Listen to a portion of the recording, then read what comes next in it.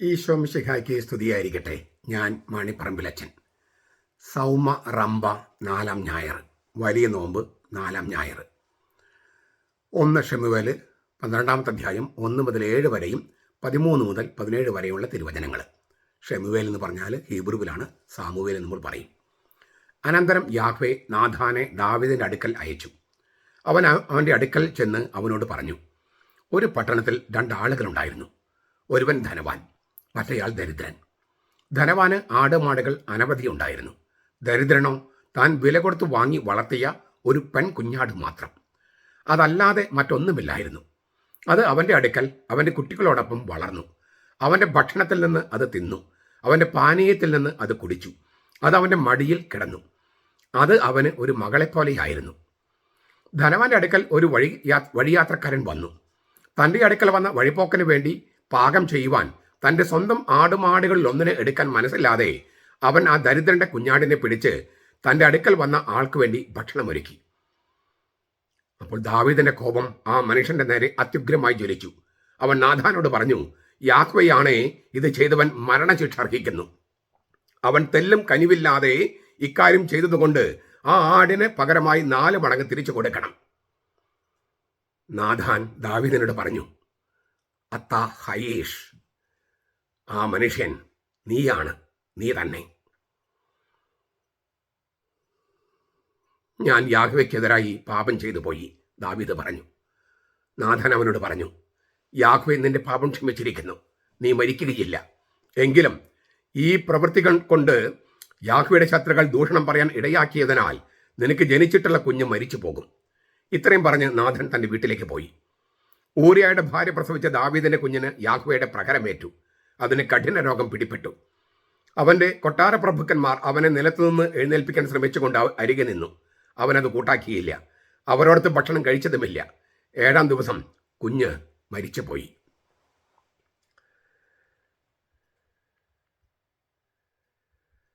നമുക്ക് വളരെ പരിചിതമായ ഒരു സംഭവവും അതേക്കുറിച്ചുള്ള നാഥാൻ പ്രവാചകൻ പറഞ്ഞ ഉപമയും ദാവീദിന്റെ പശ്ചാത്താപവും ഒക്കെയാണിത്. വാസ്തവത്തിൽ നാഥാൻ പ്രവാചകൻ പറഞ്ഞ ഈ ഉപമ, ധനവാന്റെയും ദരിദ്രന്റെയും ഉപമ, ദാവീദിനെതിരെയുള്ള കുറ്റപത്രമാണ്. ദാവീദിന്റെ പാപത്തെ അത് 11-ാമത്തെ അധ്യായത്തിലാണ് അവതരിപ്പിച്ചിരിക്കുന്നത്. ഇതിന് മുമ്പത്തെ അധ്യായത്തിൽ നാടകീയമായി അവതരിപ്പിക്കുകയാണ് ഈ ഉപമയിൽ. പണക്കാരൻ ദാവീദാണ്, പാവപ്പെട്ടവൻ ഊറിയാണ്. അവൻ്റെ പ്രിയപ്പെട്ട പെണ്ണാട് ബത്ശബ അവൻ്റെ ഭാര്യയാണ്. തൻ്റെ അധികാരം ദുർവിനിയോഗം ചെയ്തതിനും തനിക്ക് സ്വന്തമല്ലാത്തത് തട്ടിയെടുത്തതിനും പണക്കാരനെ കുറ്റപ്പെടുത്തുകയാണ് നാഥാൻ പ്രവാചകൻ. കോടതിയിൽ നടന്നുകൊണ്ടിരിക്കുന്ന വ്യവഹാരത്തെക്കുറിച്ചാണ് നാഥാൻ സംസാരിക്കുന്നതെന്ന് കരുതിയാണ് ദാവീദ് കുറ്റക്കാരനെതിരെ വിധി പ്രസ്താവിക്കുന്നത്. അക്കാലത്ത് രാജാക്കന്മാരാണ് അന്തിമ വിധി പ്രസ്താവിക്കുക. പക്ഷെ വാസ്തവത്തിൽ തനിക്കെതിരെ തന്നെയാണ് ആ വിധി പ്രസ്താവമെന്ന് ദാവീദ് മനസ്സിലാക്കുകയാണ് പിന്നീട്. മഷാൽ എന്നാണ് ഉപമയ്ക്കുള്ള ഹെബ്രായ പദം. മിക്ക ഉപമകളും ശ്രോതാക്കളെയോ അനുവാചകനെയോ അല്ലെങ്കിൽ അത് കേൾക്കുന്ന ആരെയും ഒരു തീരുമാനമെടുക്കാൻ നിർബന്ധിക്കുന്ന കെണികളാണ്. നാഥാൻ ഒരു ഉപമ പറഞ്ഞു, അതിലൊരു കെണിയുണ്ടായിരുന്നു. ആ കെണിയിൽ വീണത് ദാവീദാണ്. നമുക്കറിയാം എന്താണ് ഈ പശ്ചാത്തലം. 11-ാമത്തെ അധ്യായം 1 മുതൽ 27 വാക്യങ്ങളിൽ ഒരു ദാവീദ് വീണ്ടും വിചാരമില്ലാതെ ഗൗരവമേറിയ പാപത്തിലേക്ക് തലകീഴായി വീഴുന്ന രംഗം അവതരിപ്പിച്ചിട്ടുണ്ട്. 3 ദിവസത്തെ സമയത്തിനുള്ളിൽ 10 കൽപ്പനകളിലെ 3 കൽപ്പനകൾ ദാവീദ് ലംഘിക്കുന്നു. അയാൾക്കൻ്റെ ഭാര്യയെ അനിയന്ത്രിതമായ കാമാസക്തിയുടെ ദുർമോഹത്തോടെ നോക്കുന്നു, വ്യഭിചാരം ചെയ്യുന്നു, പിന്നെ നിഷ്കളങ്കനായ ഊറിയായെ കൊന്നുകളയുന്നു. അപ്പം ഇങ്ങനെ ഒന്നിന് പുറകെ ഒന്നായിട്ട് പാപം ചെയ്യുകയാണ്. പിന്നെ തൻ്റെ കുടിലവും പൈശാചികവും പദ്ധതി ആസൂത്രണം ചെയ്യാൻ തൻ്റെ രാജാധികാരം ദുർവിനിയോഗം ചെയ്യുന്നു ദാവീദ്. ആ പദ്ധതി മറ്റുള്ളവരെ കൊണ്ട് ചെയ്യിക്കുന്നു. വിഷയലംബടത്വത്തിൻ്റെ എല്ലാ സീമകളും ലംഘിച്ച ഈ പ്രവൃത്തിയിൽ കർത്താവിന് അനിഷ്ടമുണ്ടായെന്ന് പറയേണ്ടതില്ലല്ലോ. കത്തോലിക്ക സഭയുടെ മതബോധനം 22:58, 22:68, 69, 23:80, 25:14 നിങ്ങൾക്ക് വായിക്കാം. 11-ാമത്തെ അധ്യായം തുടങ്ങുന്നത് ഇങ്ങനെയാണ്. വസന്തകാലത്ത്, ആ സമയത്ത്, അതായത് പിറ്റേ ആണ്ടിൽ രാജാക്കന്മാർ സൈനിക പ്രവർത്തനത്തിന് പോകാറുള്ള സമയത്ത് ദാവീദ് യോവാബിനെയും അവനോടുകൂടെ തൻ്റെ സേവകരെയും എല്ലാ ഇസ്രായേലിനെയും അയച്ചു. അവർ അമ്മോന്യരെ തകർത്ത് റബ്ബ നഗരം വളഞ്ഞ് ഉപരോധിച്ചു. ദാവീദാകട്ടെ യെരൂശലേമിൽ തന്നെ താമസിക്കാനുണ്ടായത്. ഒരു ദിവസം സായാഹ്നത്തിൽ ദാവീദ് മെത്തിൽ നിന്ന് എഴുന്നേറ്റ് രാജധാനിയുടെ മട്ടുപ്പാവിൽ ഉലാത്തിക്കൊണ്ടിരിക്കുമ്പോൾ ഒരു സ്ത്രീ കുളിക്കുന്നത് കണ്ടു. ആ സ്ത്രീ അതീവ സുന്ദരിയായിരുന്നു. ഇങ്ങനെ പറഞ്ഞാണ് ഈ 11ാമത്തെ അധ്യായം 1-2 വാക്യങ്ങൾ. രാജാക്കന്മാർ സൈനിക പ്രവർത്തനം പോകാനുള്ള സമയത്ത് വസന്തകാലം, ഈ ഹേമന്തകാലത്തെ മഴ അവസാനിക്കുകയും കൊയ്ത്തുകാലം ആരംഭിക്കുകയും ചെയ്യുന്ന സമയമാണത്. ആ സമയത്ത് കർഷകർക്കും സൈനിക പ്രവർത്തനത്തിൽ പങ്കുചേരാൻ അവസരം ലഭിക്കുന്നു. 1 രാജാക്കന്മാർ 20-26 പറയുന്നുണ്ട്. എന്നാൽ ഈ ഘട്ടത്തിൽ ദാവീദ് രാജാവ് യുദ്ധരംഗത്തേക്ക് പോകുന്നില്ല. സൈനിക പരിശീലനമൊക്കെ നടത്തേണ്ട ആ യുദ്ധരംഗത്തിൽ പോകുന്നില്ല. മാത്രമല്ല, അപ്പോൾ ഒരു യുദ്ധ സാഹചര്യം ഉണ്ടായിരുന്നു. അപ്പോൾ രാജാവ് പോകേണ്ടതാണ്. തൻ്റെ അനന്തരവനായ യോവാബിന്റെ നേതൃത്വത്തിലുള്ള സൈന്യത്തെയാണ് ദാവീദ് അയക്കുന്നത്. ദാവീദ് കൊട്ടാരത്തിന്റെ ആലസ്യത്തിൽ രമിക്കുകയാണ്. അത് ശരിയായില്ല എന്ന് നമ്മെ അറിയിക്കുകയാണ് രചയിതാവ്. മിക്കവാറും സാമുവേൽ പ്രവാചകനായിരിക്കണം ഇത് എഴുതിയത് എന്നാണ് നമ്മൾ വിചാരിക്കുന്നത്. ദാവീദിന്റെ അംഗരക്ഷകരെയും യുദ്ധമുന്നണിക്ക് അയക്കുന്ന രാജാവിന്റെ ഉദ്ദേശശുദ്ധി ചോദ്യം ചെയ്യപ്പെടുന്നു. വാസ്തവത്തിൽ എന്താണ് അവിടുത്തെ ഒരു പ്രശ്നം? ഉദ്ദേശശുദ്ധി മാത്രമല്ലല്ലോ. ഈ രാജാവ് വസന്തകാലത്ത് സൈനിക പരിശീലനത്തിൽ ഏർപ്പെടേണ്ട ആള്, യുദ്ധരംഗത്ത് ഈ രാജ്യത്തെ പ്രൊട്ടക്ട് ചെയ്യണം, പൗരന്മാരെ പ്രൊട്ടക്ട് ചെയ്യണം, അതൊക്കെ രാജാവിന്റെ ചുമതലയാണ്. അങ്ങനെ ചെയ്യേണ്ട ഒരാള്, അതിൽ ഫോക്കസ് ചെയ്യേണ്ട ആള്, ആ ഫോക്കസ് തെറ്റിപ്പോയിരിക്കുന്നു. എവിടെയാണോ കോൺസെൻട്രേറ്റ് ചെയ്യേണ്ടത്, എവിടെയാണോ ശ്രദ്ധ കേന്ദ്രീകരിക്കേണ്ടത്, എവിടെയാണോ മനസ്സ് ഉറപ്പിക്കേണ്ടത്, അവിടെയല്ല ദാവീദിന്റെ മനസ്സ്. അപ്പോൾ ഈ ലൂസിങ് ദ ഫോക്കസ്, മനസ്സുറപ്പിക്കേണ്ടത് മനസ്സുറപ്പിക്കാതിരിക്കുക, കേന്ദ്രീകരിക്കേണ്ടത് ശ്രദ്ധ കേന്ദ്രീകരിക്കാതിരിക്കുക, അത് പാപത്തിൻ്റെ ഒരു ആരംഭമാണ്. അതിനാണ് ആ സമയത്ത് എന്നങ്ങനെ എഴുതിയിരിക്കുന്നത്. എന്നിട്ട് എല്ലാവരും യുദ്ധരംഗത്തേക്കും സൈനിക പ്രവർത്തനത്തിന് പരിശീലനത്തിന് പോയപ്പോൾ രാജാവ് എന്ത് ചെയ്തു? മട്ടുപ്പാവിലേക്ക് കയറി, രാജകൊട്ടാരത്തിൻ്റെ മട്ടുപ്പാവിലേക്ക്. അലസമായ കൗതുകമായിരുന്നു ആദ്യം മട്ടുപ്പാവിൽ ഇങ്ങനെ ഉലാത്തുക. പിന്നെ അത് കാമാസക്തിയായിട്ട് മാറുകയാണ്. പിന്നെ അത് വ്യഭിചാരത്തിലേക്ക് നയിക്കുകയാണ്. കണ്ണിൻ്റെ കോയ്മയിലൂടെ ആഗ്രഹത്തിന് തീ പിടിച്ച് ദുരാഗ്രഹമായി മാറുകയാണ്. കടിഞ്ഞാൻ അഴിച്ചുവിട്ട കണ്ണുകൾ മറ്റുള്ളവരെ തുറിച്ചു നോക്കുമ്പോൾ കാമാസക്തിക്ക് തീ പിടിക്കുന്നു. ഇതൊക്കെ ആരാ പറഞ്ഞെന്നറിയാമോ? അലക്സാണ്ടറിൽ വിശുദ്ധ ക്ലെമന്റ് പറഞ്ഞതാണ്. പ്രബോധകനായ ക്രിസ്തു എന്ന ആ രചനയിൽ അദ്ദേഹത്തിന്റെ വാക്കുകൾ ഒന്നുകൂടി പറയും. അലസമായ കൗതുകമായിരുന്നു ആദ്യം, പിന്നെ അത് കാമാസക്തിയായി മാറി, അത് വ്യഭിചാരത്തിലേക്ക് നയിച്ചു. കണ്ണിന്റെ കോയ്മയിലൂടെ ആഗ്രഹത്തിന് തീ പിടിച്ച് ദുരാഗ്രഹമായി മാറി. കടിഞ്ഞാൻ അഴിച്ചുവിട്ട കണ്ണുകൾ മറ്റുള്ളവരെ തുറിച്ചു നോക്കുമ്പോൾ കാമാസക്തിക്ക് തീ പിടിക്കുന്നു. ഇങ്ങനെ അപ്പോൾ ഒരു ഗൂഢലക്ഷ്യം ഉണ്ടായിരുന്നു. ആദ്യം പറഞ്ഞാൽ ഒരു കൗതുകമായിരുന്നു, പിന്നെ ഒരു ഗൂഢലക്ഷ്യം. എന്താണ്? അവിടെ നിന്ന് ചില കാഴ്ചകൾ കാണാം. അങ്ങനെ കാഴ്ച കണ്ടു. അപ്പോൾ ആദ്യം ഫോക്കസ് നഷ്ടപ്പെട്ടു. പിന്നെ ഒരു നിഗൂഢ അജണ്ടയുണ്ടായിരുന്നു. ഉദ്ദേശശുദ്ധി നല്ലതല്ല. പിന്നെ അലസമായ കൗതുകം. പിന്നെ അത് ഒരു സ്ത്രീ കുളിക്കുന്ന ഒരു സ്ത്രീയിൽ ചെന്ന് നിൽക്കുകയാണ് ഈ കണ്ണ്. പൗരസ്ത്യരുടെ വീടിനോട് ചേർന്ന് മുറ്റമുണ്ടായിരിക്കും, നടുമുറ്റം, പിന്നാമ്പുറം, അങ്ങനെ പലതും. വീടിരിക്കുന്ന പറമ്പും വീടിന്റെ ഭാഗമായിട്ടാണ് കരുതുക. അവിടെയാണ് ബേത്ശബ വിളക്കിന്റെ വെട്ടത്തിൽ കുളിക്കുന്നത്. അർദ്ധനഗ്നിയായി അവൾ കുളിക്കുന്നതിൽ അശ്ലീലമൊന്നുമില്ല. അവൾ സ്വന്തം പറമ്പിലെ കുളിമുറിയിലാണ് കുളിക്കുന്നത്. പക്ഷേ മട്ടുപ്പാവിൽ നിൽക്കുന്ന ദാവീദിന് അവളെ കാണാം. കുളിപ്പുരയുടെ മുകൾ വശം തുറന്നു കിടക്കാണല്ലോ. അപ്പൊ ദാവീദിന്റെ അരമന പണിതിരിക്കുന്നത് സിയൻ കുന്നിലായത് ദാവീദിന് കാര്യങ്ങൾ എളുപ്പമാക്കി. ദാവീദിന്റെ ഈ ഒളിഞ്ഞു നോട്ടമാണ് അശ്ലീലം. ആ സ്ത്രീ അവളുടെ പറമ്പിലുള്ള കുളിമുറിയിൽ, ചുറ്റും മറച്ചിരിക്കുന്ന, മുകളിൽ മറച്ചിട്ടില്ല, ആ പറമ്പിലുള്ള കുളിമുറിയിൽ കുളിക്കുന്നതിൽ അശ്ലീലമൊന്നുമില്ല. പക്ഷെ ദാവീദ് അത് മുകളിൽ നിന്ന് ഒളിഞ്ഞു നോക്കുന്നതിൽ അശ്ലീലമുണ്ട്. അശ്ലീലം ഇരിക്കുന്നത് ശരീരത്തിലല്ല, മനസ്സിലാണ്. എന്താണ് ഈ കുളി? ഋതുകാലത്തെ അശുദ്ധി മാറ്റാനുള്ള ഋതുകാലം, പീരീഡ്സ് കഴിഞ്ഞിട്ട് ആ പീരീഡ്സിന്റെ കാലം അശുദ്ധിയാണെന്നാണ്, അശുദ്ധമായ കാലം എന്നാണ് കണക്കാക്കുന്നത്. ആ അശുദ്ധി മാറ്റാനുള്ള കുളിയാണ്. 11:4 സൂചിപ്പിച്ചിട്ടുണ്ട്. ലേവ്യരുടെ പുസ്തകം 15-ാമത്തെ അധ്യായം 19 മുതൽ 30 വരെ വാക്യങ്ങളിൽ അത് പറഞ്ഞിട്ടുണ്ട്. അപ്പോൾ അവളുടെ പീരീഡ്സ് കഴിഞ്ഞിട്ട്, ഋതുകാലം കഴിഞ്ഞിട്ട് അശുദ്ധി മാറ്റാനുള്ള കുളിയാണ്. ഈ സ്ത്രീ അതീവ സുന്ദരിയായിരുന്നു. ദാവീദിന് അവളിന് കണ്ടെടുക്കാൻ കഴിഞ്ഞില്ല. അവളുമായിട്ട് ഈ സ്ത്രീയെ ആസക്തിയോടെ നോക്കുന്നവൻ അവളുമായി വ്യഭിചാരം ചെയ്തു കഴിഞ്ഞു എന്നാണ് കർത്താവ് യേശുവിനെ പഠിപ്പിക്കണേ.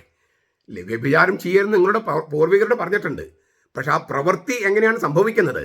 ആ പ്രവൃത്തിയിലേക്ക് നയിക്കുന്ന സംഗതി എന്ന് പറയുന്നത് കാമാസക്തിയുള്ള തുറിച്ചു നോട്ടമാണ്. അപ്പോൾ കാമാസക്തിയോടെ നോക്കി അവളുമായി ഹൃദയത്തിൽ വ്യഭിചാരം ചെയ്ത് കഴിഞ്ഞാൽ ദാവീദ് പിന്നെ പദ്ധതികൾ ആവിഷ്കരിക്കുകയാണ്.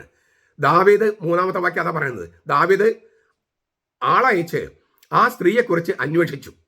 അവൾ ഏലിയാമിന്റെ മകളും ഹിത്യനായ ഊറിയായുടെ ഭാര്യയുമായ ബേത്ശബയാണ് എന്നറിഞ്ഞു. അന്വേഷിച്ചു എന്ന് പറഞ്ഞാൽ ആരാഞ്ഞു, ആരാണെന്ന് ആരാഞ്ഞു. മുമ്പ് പലപ്പോഴും ദൈവികതം ആരാഞ്ഞിരുന്ന ദാവീദാണ് ഇപ്പോൾ തിന്മയ്ക്ക് പഴുതുണ്ടോ എന്ന് ആരായുന്നത്. പല പ്രാവശ്യം പറഞ്ഞിട്ടുണ്ട് ദൈവികതം ആരായുന്ന ദാവീദിനെ കുറിച്ച് പറഞ്ഞിട്ടുണ്ട്. 1 ശമൂവേൽ 2:1, 5:19, 5:23 ഇപ്പോൾ തിന്മ ചെയ്യാൻ പഴുതുണ്ടോ എന്ന് ആരായുകയാണ് ദാവീദ്. ആരാണ് ബേത്ശബ? ബത്ശേബ. ആ പെണ്ണ്, ആ സ്ത്രീ ഊരിയായുടെ ഭാര്യ എന്നൊക്കെ പല പ്രാവശ്യം ആവർത്തിച്ചിട്ടുണ്ട് ഇവിടെ. അവൾ ദാവീദിന്റെ തല്ലെന്ന് വീണ്ടും വീണ്ടും വ്യക്തമാക്കുകയാണ്. അതായത് ബത്ശേബ എന്ന് പറഞ്ഞാൽ എലിയാമിന്റെ മകളും ഹിത്യനായ ഊറിയായുടെ ഭാര്യയുമാണ്. മാത്രമല്ല അവൾ മറ്റൊരുവന്റെ സ്വന്തമാണ്. എന്ന് വെച്ചാൽ ഊറിയായുടെ ഭാര്യയാണെങ്കിൽ അവന്റെ സ്വന്തമാണ്. ഇത് 11:5, 11:11, 1 ശമൂവേൽ 11:26, 26, 12:10, 12:15 ഇത് ആവർത്തിച്ചിട്ടുണ്ട്. ഊറിയായുടെ സ്വന്തം ഭാര്യയാണത്, വേറൊരുത്തന്റെ ഭാര്യയാണ്. ഹിത്യനായ ഊറിയ എന്നാണ് പറയുന്നത്. അതായത് ഇസ്രായേലിനല്ല ഈ ഊറിയ, ഹിത്യക്കാരനാണ്. പുറജാതിക്കാരനാണെങ്കിലും ദാവീദിന്റെ സൈന്യത്തിൽ വീര പോരാളിയായിട്ട് എണ്ണപ്പെട്ടവനാ. ഈ പാകിസ്ഥാനെതിരെ യുദ്ധം ഉണ്ടായെന്ന് വിചാരിക്കുക. ഇന്ത്യയിൽ ഒരു പാകിസ്ഥാനി ഇന്ത്യൻ പട്ടാളത്തിൽ ചേർന്ന് പാകിസ്ഥാനെതിരെ യുദ്ധം ചെയ്താൽ, ഒരു പാകിസ്ഥാനി ഇന്ത്യൻ പട്ടാളത്തിൽ ചേർന്ന് പാകിസ്ഥാനെതിരെ യുദ്ധം ചെയ്യുക എന്ന് വിചാരിക്കുക. എന്തുമാത്രം ഇല്ലേ കൂറാണ് ഇന്ത്യയോടുള്ളത്. അതുപോലെ ഒരു മനുഷ്യനാണ്. പുറജാതിക്കാർക്കെതിരെയാണ് ദാവീദ് യുദ്ധം ചെയ്യുന്നത്. ഇത് പുറജാതിക്കാരനായ ഹിത്യ വംശത്തിൽപ്പെട്ട മറ്റൊരു ജനതയിൽപ്പെട്ട പുറജാതിക്കാരനായ ആള് ഇസ്രായേലിന്റെ പട്ടാളത്തിൽ ചേർന്ന് പുറജാതിക്കാർക്കെതിരെ യുദ്ധം ചെയ്യാണ്. 23-29 സൂചിപ്പിച്ചിട്ടുണ്ട് 1 ശമൂവേൽ. യാഹ്വയാണ് എൻ്റെ പ്രകാശം എന്നാണ് ഈ ഊറിയ എന്ന വാക്കിനർത്ഥം. ഇസ്രായേലിന്റെ ദൈവത്തെ അവൻ ആരാധിച്ചിരുന്നു എന്നാണ് അർത്ഥം. പുറജാതിക്കാരനാണെങ്കിലും ഇസ്രായേലിന്റെ ദൈവത്തെ ആരാധിക്കുന്നവനാണ്. അതുകൊണ്ട് യാഹ്വയാണ് എൻ്റെ പ്രകാശം എന്ന് പേരിട്ടിരിക്കുന്നത്. ഹിത്യനായ ഊറിയ ഇസ്രായേൽക്കാരനായി മാറിയിരുന്നു എന്നർത്ഥം. പുറജാതിക്കാരനെന്ന ഊറിയയുടെ വിശ്വസ്തതയും ദൈവത്തിന്റെ ഹൃദയത്തിന് ചേർന്നവനായ ദാവീദിന്റെ അവിശ്വസ്തതയും തമ്മിലുള്ള വൈരുദ്ധ്യത ആണ് ഈ രചയിതാവ് ഇങ്ങനെ വളരെ വ്യക്തമായിട്ട് എഴുതി വച്ചിരിക്കുന്നത്. ബേത്ശബയുടെ അപ്പന്റെ പേര് ഏലിയാം. ദാവീദിന്റെ യോദ്ധാവാണ് അദ്ദേഹവും. 23, 34, 30 പറഞ്ഞിട്ടുണ്ട്. അതായത് ഈ ബേത്ശബയുടെ അപ്പനും ബേത്ശബയുടെ ഭർത്താവും ദാവീദിന്റെ സൈന്യത്തിൽ സേവനം ചെയ്യുന്നവരാണ്. ബേത്ശബയോടെ ദാവീദ് ചെയ്യുന്ന അനീതിയുടെ ആഴവും പരപ്പത് കൂട്ടുക. ബേത്ശബയുടെ അപ്പനും ഭർത്താവും ദാവീദിന്റെ സൈന്യത്തിൽ ജോലി ചെയ്യുന്നു. അങ്ങനെയുള്ള ഒരു കുടുംബത്തിലെ പെണ്ണിനെയാണ് ദാവീദ് സ്വന്തമാക്കാനായിട്ട് ശ്രമിക്കുന്നത്. അവൾ അപ്പനും ഭർത്താവും ഇല്ലേ തന്നെ സേവിക്കുന്നവനാണ്. അതൊന്നും ദാവീദ് കണക്കിലെടുക്കുന്നില്ല. അവളെ വെറുതെ വിടാൻ ദാവീദ് തയ്യാറുമല്ല. ദൈവത്തിന്റെ ഹൃദയത്തോട് ഏറ്റവും അടുപ്പമുള്ളവൻ എന്ന് തിരുവചനം തന്നെ സാക്ഷ്യപ്പെടുത്തുന്ന ദാവീദിന്റെ കഥയാണ് പറയണേ. 4-ാമത്തെ വാക്യം നോക്കുക. ദാവീദ് ദൂതന്മാരെ അയച്ച് അവളെ മാളികയിൽ വരുത്തി. അവൾ അവന്റെ അടുക്കൽ വന്നു. അവൻ അവളോടുകൂടെ ശയിച്ചു. അത്രേ പറഞ്ഞിട്ടുള്ളൂ. വാസ്തവത്തിൽ നമ്മൾ അത് കുറച്ചുകൂടി ഭാവന കലർത്തി പറഞ്ഞാലാണ്, അല്ലെങ്കിൽ അതുകൊണ്ട് ഊഹിച്ചാലാണ് അതിൻ്റെ ശരിയായ അതിൻ്റെ ആഴം മനസ്സിലാക്കുക. രാജാവാണ് ഈ പെണ്ണിനെ വിളിച്ചിരിക്കുന്നത്. ബേത്ശബ എന്ന പറഞ്ഞ പെണ്ണിനെ വിളിച്ചിരിക്കുന്നത്. എൻ്റെ കൂടെ കിടക്കൂ എന്നാണ് രാജാവ് പറയണേ. അവൾ എന്തായിരിക്കും പറഞ്ഞുണ്ടാവുക? I cannot be unfaithful to my husband. എൻ്റെ ഭർത്താവിനെ വഞ്ചിക്കാൻ എനിക്ക് കഴിയില്ല എന്നവൾ പറഞ്ഞു കാണും. പക്ഷേ nor can I say no to my lord. എൻ്റെ മൈ ലോർഡ് എന്ന് പറഞ്ഞാൽ അവിടെ രാജാവിനോട് നോ പറയാനും എനിക്ക് കഴിയില്ല. നോ പറഞ്ഞാൽ രാജാവിനെ കൊല്ലാനുള്ള അധികാരമുണ്ട്. ഈ യൂസ് ഗ്ലാഡി എന്ന് പറയുന്ന കൊല്ലാനുള്ള അധികാരം രാജാവിനാണ്. രാജാവിനോട് നോ പറഞ്ഞാൽ അവളെ കൊന്നുകളയും. അപ്പോൾ ഈ മരണത്തിനും പിശാചിനും ഇടയിലാണ് അവൾ നിൽക്കുന്നത്. നിസ്സഹായാവസ്ഥയാണ്. നമുക്കറിയാം പലപ്പോഴും അവൾക്ക് അങ്ങനെ നോ പറയാമായിരുന്നില്ല എന്നൊക്കെ നമ്മൾ വാദിക്കും. മരിയ ഗോരത്തെ പോലെ എല്ലാവർക്കും പെരുമാറാൻ പറ്റുമോ? പറ്റില്ല. കാരണം ഇപ്പം നമ്മൾക്ക് ഒരു ആധുനിക സാഹചര്യം നോക്കുക. വീട് പണയം വെച്ച് ഒരു ജോലി സമ്പാദിക്കുന്നു, അങ്ങനെ കമ്പനി പോകുന്നു. അവിടെ മുതലാളിക്ക് വിധേയപ്പെട്ടില്ലെങ്കിൽ ജോലി കണ്ടിന്യൂ ചെയ്യാൻ പറ്റില്ല.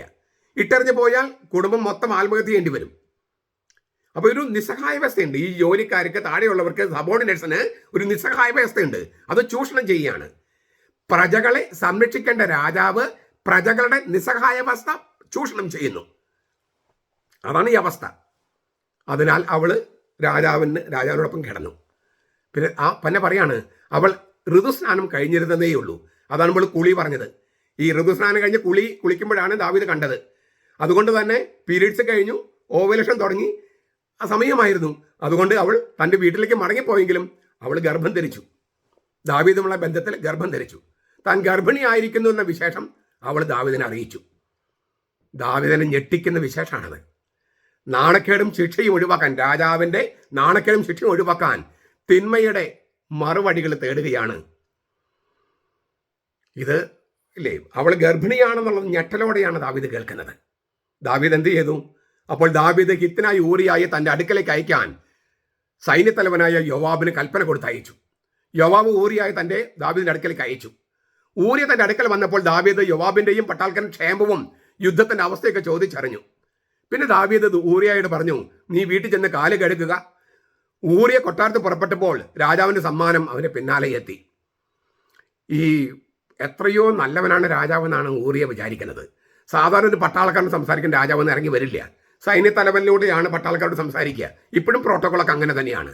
പ്രധാനമന്ത്രി സാധാരണ ഒരു പട്ടാളക്കാരൻ നേരിട്ട് സംസാരിക്കൊന്നുമില്ല, പ്രസിഡന്റും ഇല്ല, അതൊക്കെ പ്രോട്ടോകോൾ അനുസരിച്ച്. പക്ഷേ ഇവിടെ ദാവീദ് ഇറങ്ങി വന്നൊരു സാധാരണ പട്ടാളക്കാരനെ സ്വീകരിക്കുക. എത്ര നല്ല രാജാവാണ് എനിക്കുള്ളതെന്നൊക്കെയാണ് ഊറിയ വിചാരിക്കുന്നത്. ദാവീദ് എന്താ പറഞ്ഞത്? നീ കാല് കഴുകാം എന്ന് വെച്ചാൽ നീ വീട്ടിൽ ചെന്ന് ഭാര്യയുമായി ശയിക്കുക എന്നതിനുള്ള ഒരു മംഗളോക്തിയാണിത്. നീ കാല് കഴുകാന്ന് പറഞ്ഞാൽ വീട്ടിൽ ചെന്ന് ഭാര്യയുമായിട്ട് ശയിക്കുക. യുദ്ധത്തിന് പോകുന്നവര് ഭാര്യയുമായി ശയിക്കരുത് എന്ന നിയമം പാലിക്കാനായി രാജകൽപ്പന അവഗണിക്കുകയാണ് ഊറിയ. അതായത് അങ്ങനെ പറഞ്ഞെങ്കിലും യുദ്ധത്തിന് പോകുന്നൊരു ഭാര്യയുമായി കിടക്കാൻ പാടില്ലെന്നാണ്. രാജാവ് പറയുന്നത് അത് സാരമില്ല, നീ യുദ്ധരംഗത്ത് വരികയല്ലേ, അതുകൊണ്ട് നീ പൊയ്ക്കോ. രാജാവാണ് കൽപ്പിക്കുന്നത്. രാജാവാകട്ടെ തുടർച്ചയായി ദൈവകൽപ്പന ലംഘിച്ചുകൊണ്ടിരിക്കുക. ഈ ഊറിയായോ രാജാവ് ഇങ്ങനെ പറഞ്ഞെങ്കിലും ഈ യുദ്ധത്തിന് പോകുന്നൊരു ഭാര്യയുമായി കിടക്കാൻ പാടില്ലെന്ന് നിയമം പാലിക്കാൻ വേണ്ടി ഭാര്യയുടെ അടുത്ത് പോകുന്നില്ല. എന്തിനാ ഭാര്യയുമായി ശയിക്കാൻ പറഞ്ഞത്? ഇവിടെ ഗർഭിണിയായിട്ട് ദിവസങ്ങളായിട്ടുള്ളൂ. ഈ ഊറിയ ചെന്ന് കിടന്നാൽ ഭർത്താവാണ് ബേത്ശബയുടെ. അപ്പോൾ ഈ ബേത്ശബ ഊറിയയുടെ കൂടെ കിടന്നാൽ, ഭർത്താവിൻ്റെ കൂടെ കിടന്നാൽ ആ ഗർഭത്തിന്റെ ഉത്തരവാദിത്വം ഊറിയയിൽ തന്നെ കെട്ടിവെക്കാം. ഇതാണ് ദാവീദ് ഉദ്ദേശിക്കുന്നത്. ഈ ഊറിയ രാജകൊട്ടന് പോകുമ്പോഴേക്കും സമ്മാനങ്ങളുമായിട്ട് ഊറിയയുടെ വീട്ടിൽ രാജസേവകന്മാരെത്തി. രാജാവിന്റെ കൊട്ടാരത്തിൽ വിശേഷപ്പെട്ട ആഹാരത്തിന്റെയും മറ്റും ഓഹരി ദാവീദ് ഊറിയയ്ക്ക് കൊടുത്തയക്കുകയാണ്. സുഭിക്ഷമായ സായാഹ്ന ഭക്ഷണവും പ്രേമോദാരമായ രാത്രിയും ഒരുക്കുകയാണ് ഊറിയയ്ക്കും ബേത്ശബയ്ക്കും ദാവീദ് രാജാവ്. അതായത് അവന് പ്രേമം പ്രണയമൊക്കെ തോന്നണം, സുഭിക്ഷമായി ഭക്ഷണം വേണം. അങ്ങനെ ഒരു ഉത്സവ പ്രതീതിയിൽ ഈ ഊറിയ തൻ്റെ ഭാര്യയായ ബേത്ശബയുടെ കൂടെ കിടക്കാനുള്ള ഒരു അന്തരീക്ഷം ഒരുക്കുകയാണ് ദാവീദ്. അങ്ങനെ തൻ്റെയാണ് കുഞ്ഞെങ്കിലും അതിൻ്റെ ഉത്തരവാദിത്തം ഈ ഊറിയയിൽ കെട്ടിവെക്കാനുള്ള ശ്രമം നടത്തുകയാണ്. ഊറിയാകട്ടെ തൻ്റെ വീട്ടിൽ പോയില്ല.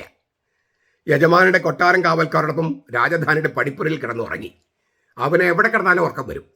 ദാവീദിന് ഉറക്കമേ ഇല്ല. വലിയ രാജകീയ കട്ടിലും ഒക്കെ ഉണ്ട്, പക്ഷെ ഉറക്കമില്ല ദാവീദിന്. ഈ ഊറിയയ്ക്ക് എവിടെ കിടന്നാലും ഉറക്കം വരും, കാരണം അവന് പാപം ചെയ്തിട്ടില്ല. അവൻ ഊറിയ വീട്ടിൽ പോയില്ല എന്നറിഞ്ഞപ്പോൾ ദാവീദ് ഊറിയായിട്ട് ചോദിച്ചു, നീ യാത്ര കഴിഞ്ഞ് വന്നവനല്ലേ, വീട്ടിലേക്ക് പോകാതിരുന്ന് എന്തുകൊണ്ട്? ഊറിയ ദാവീദിനോട് പറഞ്ഞു, പേടകവും ഇസ്രായേലും യഹൂദായും യുദ്ധമുന്നണിയിൽ കൂടാരങ്ങൾ വസിക്കുന്നു. എൻ്റെ യജമാന യോവാബും യജമാന്റെ സേവകരും പുറത്ത് യുദ്ധരംഗത്ത് പാളയമടിച്ചിരിക്കുന്നു. അങ്ങനെ ഇരിക്കെ ഞാൻ തിന്നാനും കുടിക്കാനും എൻ്റെ ഭാര്യയുമായി ശയിക്കാനും എൻ്റെ വീട്ടിൽ കടക്കുകയോ? അങ്ങയുടെ ജീവനാണേ, ഞാനത് ചെയ്യില്ല. ഇസ്രായേൽക്കാർ യുദ്ധത്തിന് പോകുമ്പോൾ ഒക്കെ ഈ താൽക്കാലിക കൂടാരം, ദൈവം വസിക്കുന്ന താൽക്കാലിക കൂടാരം യുദ്ധമുന്നണിയിൽ കൊണ്ടുപോകുമായിരുന്നു ആ പേടകം. കാരണം കർത്താവാണ് യുദ്ധം ചെയ്യുന്നത്, കർത്താവിന്റെ സാന്നിധ്യം വേണം. എന്നിട്ട് പറയാ, അങ്ങനെ എല്ലാവരും യുദ്ധരംഗത്തായിരിക്കുമ്പോൾ ഞാൻ ഭാര്യയുമായി ശയിച്ച് സുഖിക്കുന്നത് ശരിയാണോ? ഞാൻ പറഞ്ഞല്ലോ, യുദ്ധരംഗത്ത് പോകുന്ന പട്ടാളക്കാര് ലൈംഗികമായിട്ട് ബന്ധപ്പെടാൻ പാടില്ല, ഉപവാസം പാലിക്കണമെന്നാണ്. 1 ശമൂവേൽ 21:4-5 വാക്യങ്ങളിൽ. ഈ പട്ടാളച്ചട്ടം ഉപേക്ഷിക്കാൻ ഊറിയ തയ്യാറല്ല. ഊറിയ നിയമങ്ങളോട് വിശ്വസ്തത പാലിക്കുന്നു. ദാവീദ് കൽപ്പന ലംഘിക്കാൻ കരുക്കൾ നീക്കുന്നു. പല പ്രാവശ്യം രാജാവ് പറഞ്ഞിട്ടും ഊറിയ വീട്ടിൽ പോയില്ല. എന്തേ? അയാൾ വല്ലതും സംശയിച്ചിരുന്നോ? അതോ അദ്ദേഹത്തിന്റെ വിശ്വസ്തതയുടെ ആഴമോ? നമുക്കറിഞ്ഞുകൂടാ. ഏതായാലും കഥയിൽ അങ്ങനെയൊക്കെ ഉണ്ട്. അപ്പോൾ ദാവീദ് ഊറിയായോട് പറഞ്ഞു, നീ ഇന്നും ഇവിടെ താമസിക്കുക. നാളെ ഞാൻ നിന്നെ പറഞ്ഞയക്കാം. അങ്ങനെ ഊറിയ അന്നും ജെറൂസലേമിൽ താമസിച്ചു. പിറ്റേന്നാൾ ദാവീദ് അവനെ ക്ഷണിച്ചു. അവൻ അവൻ്റെ മുമ്പാകെ ഭക്ഷിക്കുകയും പാനം ചെയ്യുകയും ചെയ്തു. ദാവീദ് അവനെ കുടിച്ച് മത്തനാക്കി. എന്നിട്ടും അവൻ വീട്ടിൽ പോയില്ല. രാജഭൃത്തന്മാരുടെ കൂടെ തൻ്റെ വിരിപ്പിൽ കിടന്നുറങ്ങി. രാജാവിൻ്റെ കൂടെ ഭക്ഷണം കഴിക്കാൻ ക്ഷണിക്കുകയാണ്. പ്രധാനമന്ത്രിയുടെ കൂടെ, പ്രസിഡന്റിൻ്റെ കൂടെയൊക്കെ ഭക്ഷണം കഴിക്കാൻ ശ്രമിക്കുമ്പോൾ അതിനകത്ത് കെണിയുണ്ടോ എന്നൊക്കെ നമ്മൾ ചിലപ്പോൾ പേടിക്കേണ്ടി വരും. ഇവിടെ ഭക്ഷണം കഴിക്കാൻ, രാജാവിനോടൊപ്പം ഭക്ഷണം കഴിക്കാൻ ഒരു സാധാരണ പട്ടാളക്കാരൻ ക്ഷണിച്ചിരിക്കുന്നു. അവനെ കുടിച്ച് ഉന്മത്തനാക്കിയിരിക്കുന്നു. ഇച്ചിരി വീഞ്ഞെല്ലാം കുടിച്ച് ഉന്മത്തനായി കഴിഞ്ഞാൽ ഭാര്യയുടെ കൂടെ കിടക്കുമെന്നാണ്, ഊറിയെ കിടക്കുമെന്നാണ് ദാവീദ് വിചാരിക്കണേ. പക്ഷെ അവൻ ഇതൊക്കെ, ഈ ഭക്ഷണവും രാജഭക്ഷണവും എല്ലാം കഴിഞ്ഞിട്ടും കുടിച്ച് ഉന്മത്തനായിട്ടും പോയില്ല. അവൻ രാജഭൃത്തന്മാരുടെ കൂടെ വിരിപ്പിലും കിടന്നുറങ്ങി. ദാവീദിന് കാര്യം മനസ്സിലായി. ഊറിയ പോകില്ല, വീട്ടിലേക്ക് പോകില്ല, ബേത്ശബയുടെ കൂടെ കിടക്കില്ല. രാവിലെ ദാവീദ് യോവാബിന് ഒരു കത്ത് എഴുതി ഊറിയായുടെ കൈവശം തന്നെ കൊടുത്തയച്ചു. ഊറിയായുടെ കൈവശം അയാളുടെ മരണം ഉറപ്പുവരുത്തുന്ന ഉത്തരവാണ്. അത് അയാളെ വഹിക്കുന്നതെന്ന് ഊറി അറിഞ്ഞില്ല. അയാൾ ആ കത്ത് വായിച്ചില്ല, അല്ലെങ്കിൽ വായിക്കാൻ അറിയില്ല. വായിച്ചിരുന്നെങ്കിലും അയാൾ ആ കത്ത് യോവാബിന് കൈമാറുമായിരുന്നു. കാരണം അയാൾ കർത്താവിനോടും കർത്താവിൻ്റെ അഭിഷിക്തനോടും വിശ്വസ്തനാണ്. കൊല്ലപ്പെടുമെന്ന് അറിഞ്ഞാൽ പോലും ആ കത്ത് കൈമാറുമായിരുന്നു ഊറിയ. അങ്ങനെയുള്ളൊരു മനുഷ്യനാണ്. അവനെ കൊല്ലാനുള്ള ആ കത്ത് ഇല്ലേ, അവനെ കൊല്ലാനാണ് ആ കത്തിനകത്ത് എഴുതിയിരിക്കുന്നത്. അയാളത് തുറന്ന് വായിക്കില്ലെന്നും, വായിച്ചാൽ തന്നെയും അത് മനസ്സിലാക്കില്ലെന്നും, അല്ലെങ്കിൽ വായിക്കാൻ അറിയില്ലെന്നും, ഇനി വായിച്ചാൽ തന്നെയും അത് സൈന്യത്താവിന് കൊടുക്കുമെന്നൊക്കെ ദാവീദിനറിയാം. അത്രയും നല്ലൊരു മനുഷ്യനെയാണ് കൊല്ലാനായിട്ട് ദാവീദ് കരിക്കുകൾ നീക്കുന്നത്.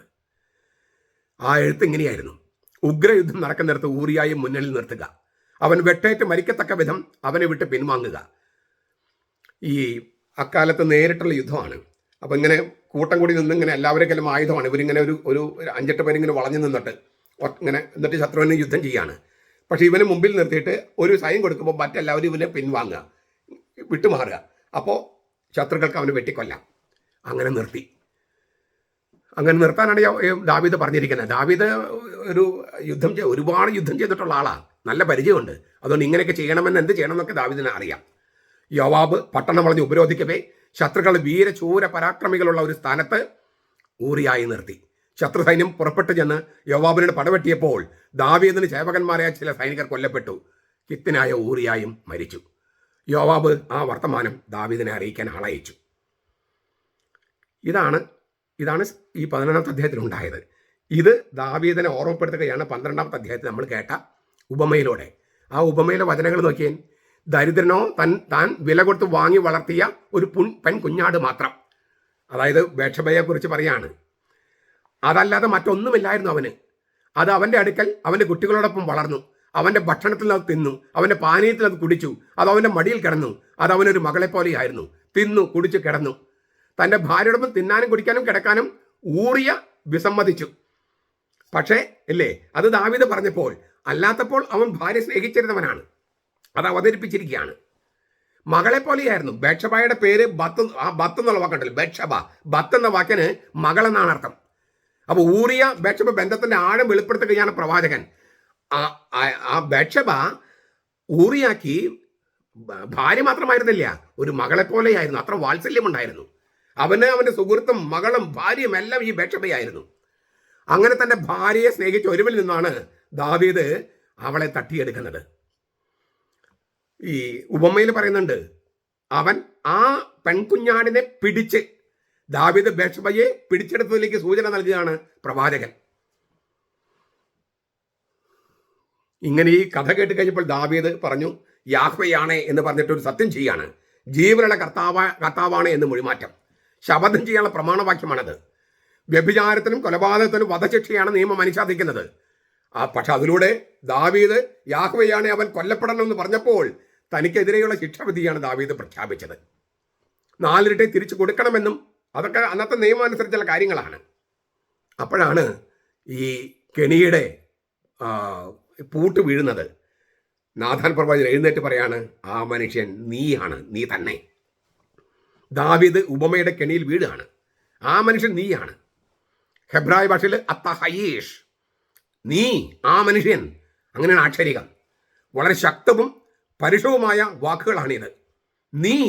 നീയാണ് ആ മനുഷ്യൻ. പ്രവാചകന്റെ ആരോപണത്തിന് വിരൽ രാജാവിന് നേരെയാണ് തിരിഞ്ഞിരിക്കുന്നത്.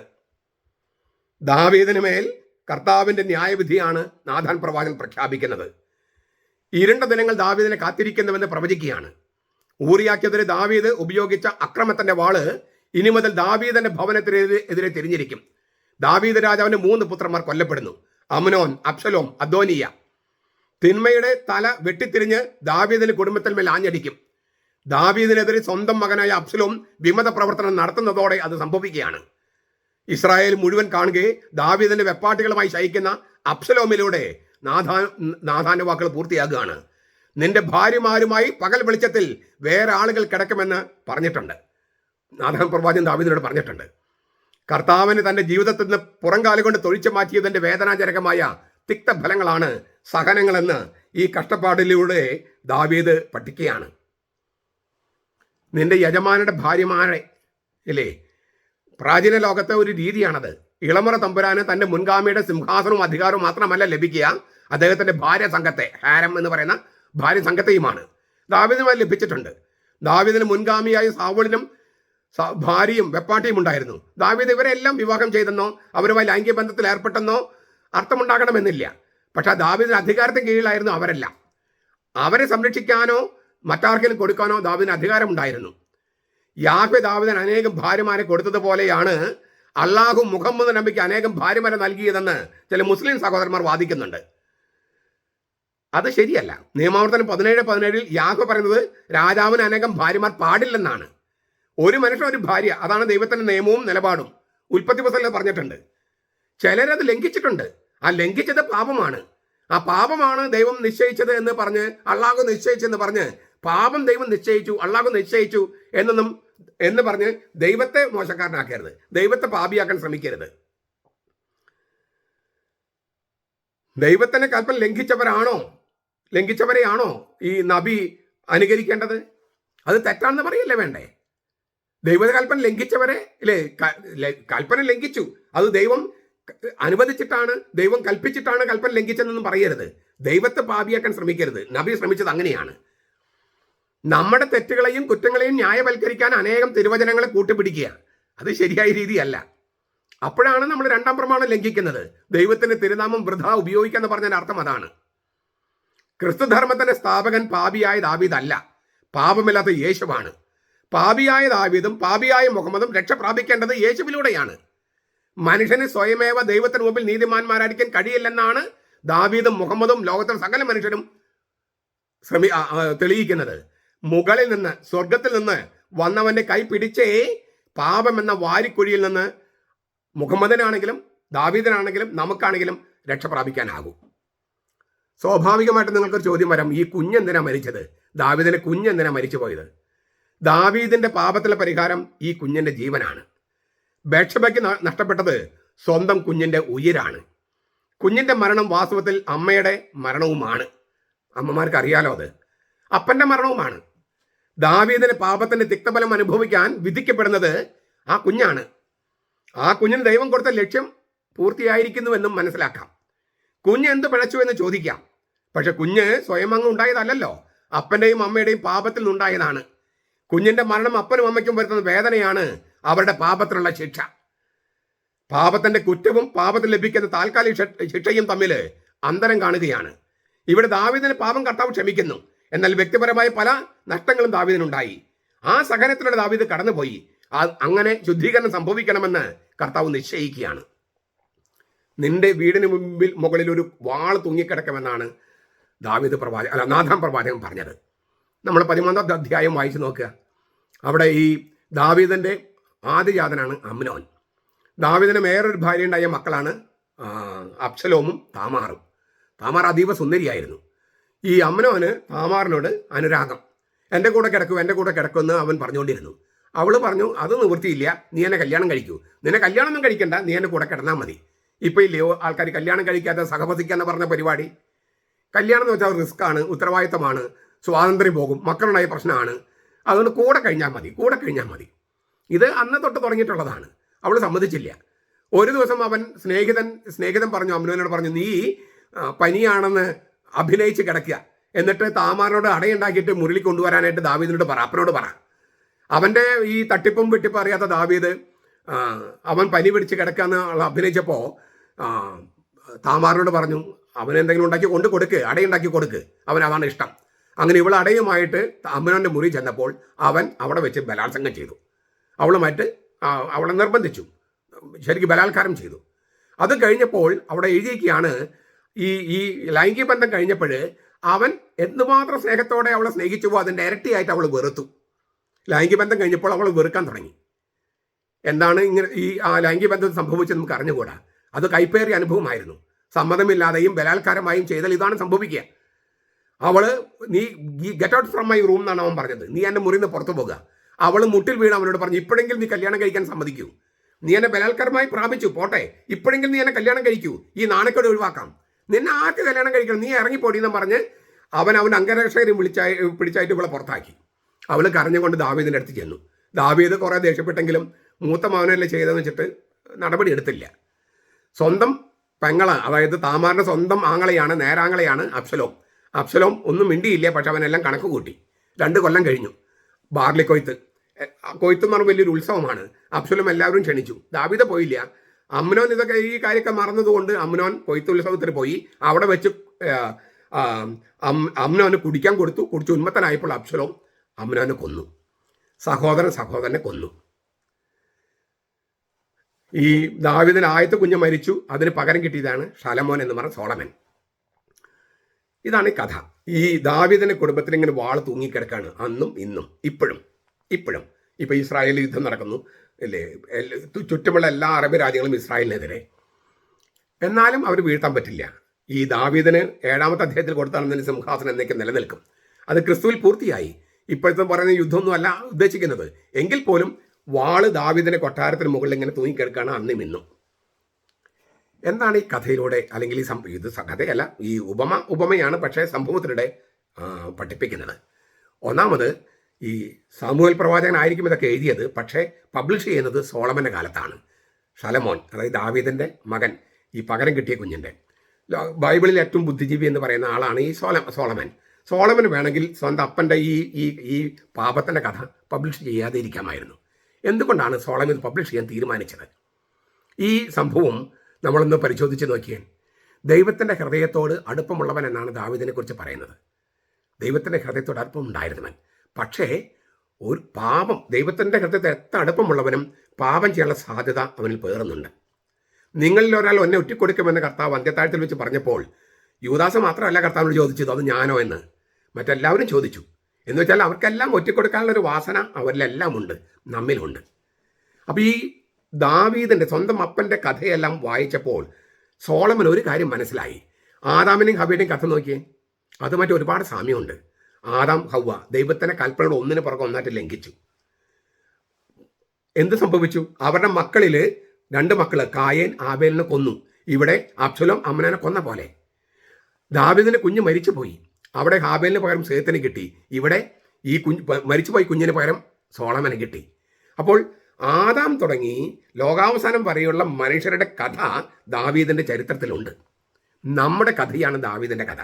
നമ്മൾ ദൈവത്തിന് വളരെ പ്രിയപ്പെട്ടവരാണ്, അവൻ്റെ ഹൃദയത്തിന് വളരെ അടുപ്പമുള്ളവരാണ്. പക്ഷെ നമ്മൾ എന്തുമാത്രം പാപം ചെയ്യാൻ സാധ്യതയുണ്ട്, പാപം ചെയ്തിട്ടുണ്ട്. അതിനാൽ പാപം ചെയ്യാനുള്ള സാധ്യതയുണ്ടെന്നും, പക്ഷേ പാപമല്ല അവസാനത്തെ വാക്കെന്നും പശ്ചാത്തപിച്ചാൽ ഈ പിന്നീട് നമ്മൾ വരുന്നത്, ഈ നിങ്ങൾ രാജാക്കന്മാരുടെ പുസ്തകം, ദിനവൃത്താന്ത പുസ്തകം വായിച്ചാൽ അറിയാം, എല്ലാ രാജാക്കന്മാരെയും അളക്കുന്നത് ദാവീദ് എന്ന രാജാവ് എന്ന മാനദണ്ഡം ഉപയോഗിച്ചിട്ടാണ്. ഈ ഒരു കാര്യത്തിലൊക്കെ ദാവീദ് എല്ലാ കാര്യത്തിലും സൂപ്പറായിരുന്നു. ഒരൊറ്റ പ്രാവശ്യം വീണുപോയി. പക്ഷെ ആ വീണു പോയതിലൂടെ ഒരു കാര്യം നമ്മൾ അറിയിക്കുകയാണ്, ദൈവത്തിൻ്റെ ഹൃദയത്തോട് അടുപ്പമുള്ള സകലരും പാപം ചെയ്യാനുള്ള സാധ്യതയുണ്ട്, പാപം ചെയ്തു പോകാം. പക്ഷെ പാപമല്ല അവസാനത്തെ വാക്ക്, കൃപയാണ്. ദൈവത്തിൻ്റെ കൃപ, ദൈവത്തിൻ്റെ കാരുണ്യം. നമ്മൾ ഏറ്റു പറഞ്ഞാൽ, കുമ്പസാരിച്ചാൽ ക്ഷമിക്കും. പശ്ചാത്തപം ഉണ്ടെങ്കിൽ ക്ഷമിക്കും. പ്രായശ്ചിത്തം ചെയ്യേണ്ടി വരും. പ്രായശ്ചിത്തം ചെയ്താലും പോരാ, ദൈവം മറ്റു ചില ശിക്ഷകളൊക്കെ അയക്കും. അത് നമ്മൾ ശുദ്ധീകരിക്കാൻ വേണ്ടിയാണ്. അങ്ങനെ ശുദ്ധീകരിച്ച് നമ്മൾ സ്വർഗത്തിലായിരിക്കണമെന്ന് തന്നെയാണ് ദൈവം ആഗ്രഹിക്കുന്നത്. ഈ രക്ഷ പ്രാപിക്കാൻ ഇപ്പം ദാവീദിനാകട്ടെ മറ്റാർക്കുമാകട്ടെ രക്ഷ സ്വയം പ്രാപിക്കാൻ പറ്റില്ല. ഞാൻ ദൈവത്തോടങ്ങ് പറഞ്ഞാൽ പോരെന്ന് ചോദിച്ചാൽ നടക്കില്ല. അവിടെ ഈ നാഥാൻ പ്രവാചകൻ വന്ന് ചെയ്തു. അത് പിന്നെ പുതിയ നിയമത്തിലേക്ക് വരുമ്പോൾ കുമ്പസാരം എന്ന കൂദാശ കർത്താവ് സ്ഥാപിക്കുകയാണ്. ദൈവത്തിൻ്റെ ഹൃദയത്തോട് അടുപ്പമുള്ള ആദാമാകട്ടെ, ദാവീദാകട്ടെ, ആരുമാകട്ടെ, അബ്രാഹാം ആകട്ടെ, ആരുമായാലും പാപം വഴി വീണു പോകാൻ സാധ്യതയുണ്ട്. പക്ഷെ പാപമല്ല അവസാനത്തെ വാക്ക്, കൃപയാണ്. ആ കൃപ ലഭിക്കണമെങ്കിൽ നമ്മൾ കുമ്പസാരിക്കണം. നോമ്പ് കാലമാണ്. നമ്മൾ പാപങ്ങളെ ഓർത്ത് പശ്ചാത്തപിച്ച് ഇനി ചെയ്യില്ലെന്ന് പറഞ്ഞ് കുമ്പസാരിക്കണം. കുമ്പസാരിച്ചിട്ട് എന്താ കാര്യം? പിന്നെയും നമ്മൾ അത് തന്നെയല്ലേ ചെയ്യണേ? അല്ല, കുമ്പസാരിച്ചത് വരെ കഴിഞ്ഞു പോയി. ആ പാപമല്ല നമ്മൾ വീണ്ടും ചെയ്യണം, അത് വേറെ പാപമാണ്. കുമ്പസാരിക്കുമ്പോൾ അതുവരുടെ പാപങ്ങൾ കർത്താവിന് കൊടുത്തു, കർത്താവ് ക്ഷമിച്ചു. ഈ ഫ്രാൻസിസ് മാർപ്പാപ്പ അനേക വട്ടമായി ഇങ്ങനെ ആവർത്തിച്ച് പറഞ്ഞൊരു കാര്യമുണ്ട്, മാപ്പ് നൽകുന്നതിൽ ക്ഷമിക്കുന്നതിൽ ദൈവത്തിന് മടുപ്പില്ല. സത്യമാണത്. മാപ്പ് നൽകുന്നതിൽ ഇല്ലേ, ക്ഷമിക്കുന്നതിൽ ദൈവത്തിന് മടുപ്പില്ല. നമ്മൾ അവൻ്റെ അടുത്തേക്ക് ചെന്നാൽ മതി, അവനെ ഓടി വന്ന് കെട്ടിപ്പിടിക്കുകയാണ്. അപ്പോൾ നമ്മൾ പിന്നെ അതേ പാപം ചെയ്യല്ലേ, പിന്നെ കുമ്പസാരിക്കണം എന്തിനാണ്? തെറ്റായ ന്യായമാണത്. നമ്മൾ കുമ്പസാരിക്കുന്നത് അതുവരെയുള്ള പാപമാണ്. ആ പാപമല്ല പിന്നെ ചെയ്യുന്നത്, അത് വേറെ പാപമാണ്. പക്ഷെ കൃത്യമായിട്ട് നമ്മൾ കുമ്പസാരിക്കുമെങ്കിൽ, നമ്മൾ ശരിക്കും ഓപ്പണായിട്ട് കുമ്പസാരിക്കുമെങ്കിൽ കുറച്ച് കഴിയുമ്പോൾ നമുക്ക് അതിൽ നിന്ന് രക്ഷപ്രാപിക്കാനുള്ള കൃപ ലഭിക്കുകയാണ്, നമ്മൾ ശരിക്കും കുമ്പസാരിക്കുകയാണെങ്കിൽ. പിന്നെ നിങ്ങൾക്ക് ഒത്തിരിയേറെ വൈദികരെ പരിചയമുണ്ട്. ഈ വിമത വൈദികരല്ല ഞാൻ ഉദ്ദേശിക്കുന്നത്. അവർ നമ്മുടെ പാപങ്ങളൊന്നും ഒരു സ്ഥലത്ത് അവർ പറയില്ല. അങ്ങനെ പറയാൻ അവർക്ക് കഴിയില്ല. അത് ദൈവത്തിൻ്റെ ഒരു കൃപയാണ് വൈദികർക്ക് കിട്ടിയിരിക്കുന്നത്. അവർ പാപങ്ങൾ ക്ഷമിച്ച് പുറത്ത് വിടുകയാണ്. അത് കർത്താവിൻ്റെ നാമത്തിൽ ചെയ്യുന്ന ഒരു പരിപാടിയാണ്. അതുകൊണ്ട് അവർ ഒരിക്കൽ പോലും അതിങ്ങനെ ഓർത്ത് നമ്മളോട് ആ രീതിയിൽ പെരുമാറുമോ? എൻ്റെ അറിവിലില്ല. ഞാൻ സെമിനാരിൽ പോകുന്ന സമയത്തുണ്ടായിരുന്ന വികാരിച്ചൻ, പിന്നീട് അദ്ദേഹം ഒരു ഏർലി റിട്ടയർമെൻ്റ് എടുത്ത് ഒരു ചാപ്ലൈനായിട്ട് ഇരിക്കുകയായിരുന്നു. അപ്പോൾ ഞാൻ സ്ഥിരമായിട്ട് കുമ്പസാരിക്കാൻ പോയിരുന്നത് പുള്ളിയുടെ അടുത്താണ്, എന്നെ സെമിനാരി പറഞ്ഞു വിട്ട വികാരിച്ചൻ്റെ അടുത്ത്. അദ്ദേഹം എൻ്റെ അടുത്ത് കുമ്പസാരിച്ചിരുന്നത്, ഞാൻ അച്ഛനായതിനു ശേഷം എൻ്റെ അടുത്ത് കുമ്പസാരിച്ചിരുന്നത് സ്ഥിരമായിട്ട്. എന്നെ സെമിനാരി പറഞ്ഞു വിട്ട അച്ഛൻ എൻ്റെ അടുത്ത് കുമ്പസാരിച്ചിരുന്നത്. ഞാനൊരു മഠത്തിൽ ധ്യാനിപ്പിക്കുമ്പോൾ അദ്ദേഹം കൂടി ധ്യാനത്തിൽ പങ്കെടുക്കട്ടെ ചോദിച്ചു. പട്ടം കിട്ടിയ വർഷമാണ് എനിക്ക്. അപ്പോൾ ആ ധ്യാനം കേട്ട് കഴിഞ്ഞ് പുള്ളി അങ്ങ് കരഞ്ഞു. അപ്പോൾ പുള്ളി എൻ്റെ അടുത്ത് കുമ്പസാരിക്കട്ടെ എന്ന് ചോദിച്ചു. ഞാൻ കുമ്പസാരിപ്പിച്ചു. ഞാൻ പുള്ളിയുടെ അടുത്ത് കുമ്പസാരിച്ചു. പിന്നെ അതിനുശേഷവും ഞാൻ പുള്ളിയുടെ അടുത്താണ് സ്ഥിരമായി കുമ്പസാരിക്കാറ്. അപ്പം ഞാൻ പറഞ്ഞു വന്നത് ഒരു ആധ്യാത്മിക ശിക്ഷണത്തിൻ്റെ ഭാഗം കൂടിയാണിത്. പാപം ചെയ്തു പോയി എന്ന് വിചാരിച്ചിട്ട് നമ്മൾ നിരാശപ്പെടേണ്ട യാതൊരു കാര്യമില്ല. യൂദാസിനെ പോലെയല്ല പത്രോസിനെ പോലെ നമ്മൾ പെരുമാറേണ്ടത്. ദാവീദിനെ പോലെയാണ് നമ്മൾ പെരുമാറേണ്ടത്. പാപം ചെയ്തു പോയി, സാരമില്ല, അത് കർത്താവിന് മനസ്സിലാകും. പക്ഷേ അതിൽ കിടന്ന് ഉരുളരുത്. നമ്മൾ പശ്ചാത്തപിച്ച് ദൈവത്തിങ്കിലേക്ക് തിരിയുക, കരുണ യാചിക്കുക, കൃപ യാചിക്കുക. അവൻ പാപങ്ങൾ മോചിക്കൽ അധികാരം സഭയിൽ ഏൽപ്പിച്ചിട്ടുണ്ട്. നിങ്ങൾ ആരുടെ പാപങ്ങൾ മോചിക്കുന്നുവോ മോചിക്കപ്പെടും. നിങ്ങൾ ആരുടെ പാപങ്ങൾ പിടിച്ചു വെക്കുന്നുവോ അത് പിടിച്ചു വെക്കപ്പെടും.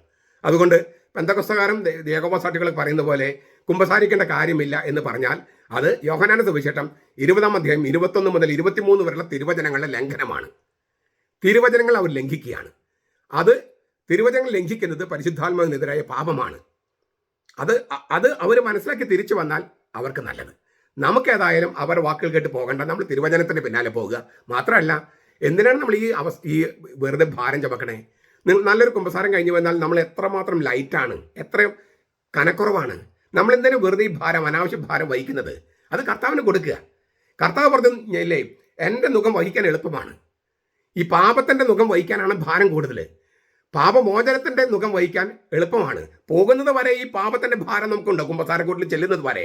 പക്ഷെ പറഞ്ഞു കഴിയുമ്പോഴോ ഈ സാത്താൻ്റെ മുഖം ഒടിച്ചു കളഞ്ഞ് കർത്താവിൻ്റെ മുഖം വെക്കും. അത് വളരെ എളുപ്പമാണ്. അതുകൊണ്ട് സാത്താൻ്റെ മുഖം ഒടിച്ചു കളഞ്ഞ് കർത്താവിൻ്റെ മുഖം എടുത്തു വെക്കാൻ, തോളിലെടുത്ത് വെക്കാൻ മുഖം വെക്കുമ്പോൾ കർത്താവ് നമ്മൾ കൊണ്ട് ഒരുമിച്ചാണ് വഹിക്കുന്നത്. അങ്ങനെ മാനസാന്തരത്തിൻ്റെയും കൃപയുടെയും കരുണയുടെയും കാലമായി നമ്മുടെ ദിവസം മാറട്ടെ. പാപത്തിനല്ല അവസാനത്തെ വാക്ക്, കൃപയ്ക്കാണ്, കരുണയ്ക്കാണ്, സ്നേഹത്തിനാണ്, കാരുണ്യത്തിനാണെന്നുള്ള കാര്യം മനസ്സിലാക്കി കർത്താവിൻ്റെ ഈ സ്നേഹത്തിൻ്റെ ആലിംഗനത്തിലേക്ക് നമ്മളെ തന്നെ എത്തിച്ചേരാനായിട്ട് നമുക്ക് പരിശ്രമിക്കാം. ദാവീദ് കരഞ്ഞതുപോലെ 51 സങ്കീർത്തനം ആ കരച്ചിലാണ്. ആ 51 സങ്കീർത്തനം നമുക്കും ഈ നോമ്പ് കാലത്ത് ചൊല്ലാം. പറ്റുമെങ്കിൽ ഇപ്പോൾ ഈ വീഡിയോ കേൾക്കുന്നവർ ഇത് കഴിയുമ്പോൾ ആ സങ്കീർത്തനം ദാവീദിൻ്റെ മനോവികാരത്തോട് കൂടിയും ചൊല്ലിയാൽ ഗംഭീരമായിരിക്കുമെന്ന് എനിക്ക് തോന്നുന്നു.